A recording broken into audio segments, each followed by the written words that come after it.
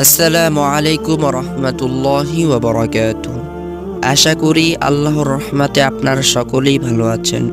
নীলা অবাক হয়ে বলল, ও এত তাড়াতাড়ি কান্না থামিয়ে দিল? কান্না করলে তো 1 ঘন্টাও থামে না। আর আজ বাবুটা ফায়জার কোলে চড়ে খেলছে। ফায়জার ওড়নাটা এদিকে ওদিকে করছে, চুল নিয়েও নাড়াচাড়া করছে। ফায়জা এতে একটু বিরক্ত হচ্ছে না, বরং বেশ ভালোই লাগছে। এক অন্যরকম অনুভূতি। দুপুরের দিকে ইমন বাড়ি আসলো। ড্রয়িং রুমে ফায়জাকে দেখতে পেয়ে মাথা নিচু করে ইমন চলে গেল।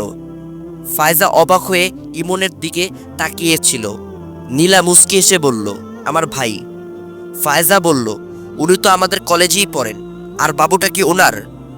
নীলা বলল, ওনারই সন্তান।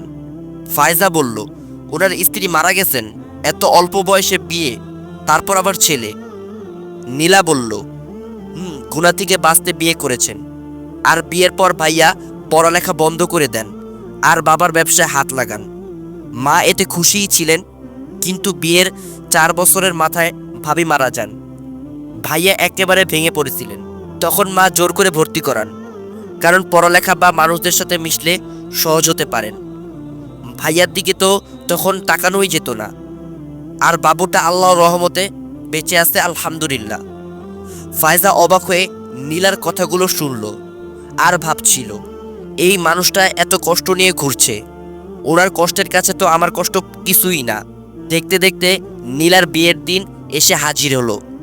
রাতে ফায়জা বাহিরের দিকে একধ্যানে তাকিয়ে আছে।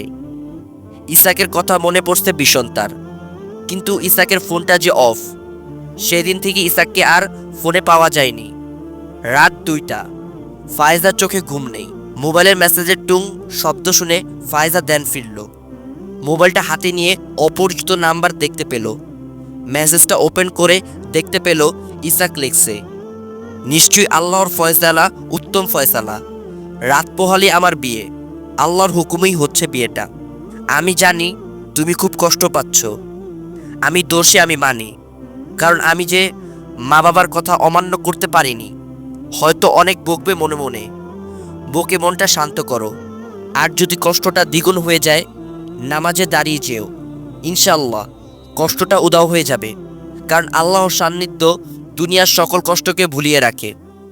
আর আল্লাহর কাছে সাহায্য চাও, কারণ আল্লাহ বলেছেন, তোমরা ধৈর্য ও নামাজের মাধ্যমে সাহায্য প্রার্থনা করো। আর নিঃসন্দেহে তা বড়ই কঠিন, বিনীত তাদের জন্য ছাড়া। এতটুকুই শেষ। ফায়জা হতভম্ব হয়ে ইসাকের ফোনে কল দিল।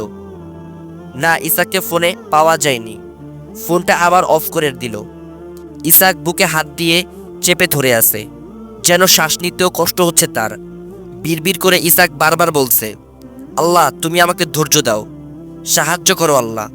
ফায়জা ফোনটা রেখে জায়নামাজটা খুঁজতে লাগলো, কারণ ইসাক যে বলল নামাজই শান্তি। উজু করে তাহাজ্জুদ নামাজে দাঁড়ালো ফায়জা। ফায়জার এই তাহাজ্জুদ নামাজটাই হয়তো হতে পারে ওর হেদায়েতের পথে চলার পথ প্রদর্শক। ইমন নীলাকে খুঁজছিল। ইমনের ছেলেটা এতক্ষণ ধরে কাঁদছে। নীলা কান্নাটা হয়তো থামাতে পারত। ইমন দ্রুত পায়ে নীলার ঘরে এসে হাজির হলো, কিন্তু সে এমন কিছু দেখবে আশা করেনি। ফায়জা জায়নামাজে মাথা টুকে শুয়ে আছে। ইমন চোখ সরিয়ে নিল। নীলা বিছানায় ঘুমাচ্ছে। ইমনের ছেলেটা ফায়জাকে দেখতে পেয়ে কান্নার জোরটা আরও বাড়িয়ে দিল, আর ফায়জার দিকে হাত বাড়াতে লাগলো। ইমন বেশ চিন্তিত হয়ে পড়ল। ফায়জা কান্নার শব্দ পেয়ে তড়িঘড়ি করে উঠল। কখন যে জায়নামাজে ঘুমিয়ে গেছিল বুঝতে পারেনি। চোখ কষলিয়ে ভালো করে সামনের দিকে তাকালো ফায়জা। ইমন বিছানায় বসে নীলাকে ডাকছে আর বলছে, এই নীলা, নীলা বোন উঠ না, দেখ রাফিটা কান্না করছে। নীলা বলল, ভাইয়া ভাবিকে দাও না প্লিজ, আমি ঘুমাবো। ইমন চোখ বড় বড় করে নীলার দিকে তাকালো। ফায়জাও অবাক। নীলা যে ঘুমের ঘরে এভাবে কথা বলে ইমন ঠিকই বুঝতে পারছে। রাফি একধারে কেঁদেই যাচ্ছে। ইমন নীলাকে হাত ধরে টানতে থাকে। ইমন বলল, বোন হুঁশে আয়, এখানে তোর ভাবি নেই। তোর ভাবির কাছে যেতে হলে এখন কবরে যেতে হবে। নীলা বলল, ভাইয়া কবরে যাবা কেন?